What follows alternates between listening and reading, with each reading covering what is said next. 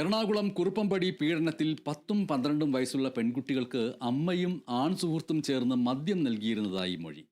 പ്രതി ധനേഷ് വീട്ടിലെത്തുമ്പോഴെല്ലാം നിർബന്ധിപ്പിച്ച് മദ്യം കുടിപ്പിച്ചിരുന്നതായും പെൺകുട്ടികൾ പറഞ്ഞു. പീഡനവുമായി ബന്ധപ്പെട്ട് അമ്മയ്ക്കെതിരെ 2 കേസുകൾ പോലീസ് രജിസ്റ്റർ ചെയ്തു. പ്രതി ധനേഷിനെ കസ്റ്റഡിയിൽ വാങ്ങാനുള്ള തയ്യാറെടുപ്പിലാണ് അന്വേഷണ സംഘം. എറണാകുളം കുറുപ്പംപടിയിൽ സഹോദരിമാരെ പീഡിപ്പിച്ച കേസിൽ അമ്മയ്ക്കും പങ്കെന്ന് പോലീസ്.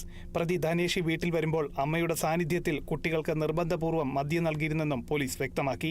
പീഡന വിവരം അറിഞ്ഞിട്ടും മറച്ചുവെച്ചതിന് കുട്ടികളുടെ അമ്മയ്ക്കെതിരെ പോക്സോ കേസാണ് പോലീസ് ആദ്യമെടുത്തത്. പിന്നീട് നിർബന്ധപൂർവ്വം മദ്യം നൽകിയതിന് മറ്റൊരു കേസ് കൂടി പോലീസ് രജിസ്റ്റർ ചെയ്തിട്ടുണ്ട്.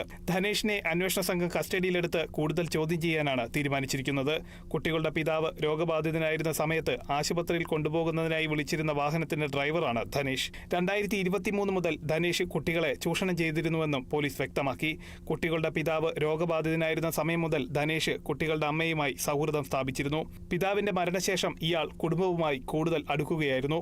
പിന്നീട് ശനി ഞായർ ദിവസങ്ങളിൽ സ്ഥിരമായി വീട്ടിലെത്താനും തുടങ്ങി. ധനേഷ് ലൈംഗികമായി ഉപദ്രവിക്കുന്ന വിവരം കുട്ടികളിൽ ഒരാൾ സുഹൃത്തിനോട് വെളിപ്പെടുത്തുകയായിരുന്നു. സുഹൃത്ത് വിവരം സ്കൂൾ അധികൃതരെ അറിയിച്ചു. സംഭവത്തിന്റെ ഗൗരവം മനസ്സിലാക്കിയ സ്കൂൾ അധികൃതർ പോലീസിനെയും ഒപ്പം CWCയെയും വിവരം അറിയിക്കുകയായിരുന്നു. Kerala vision news, Kochi.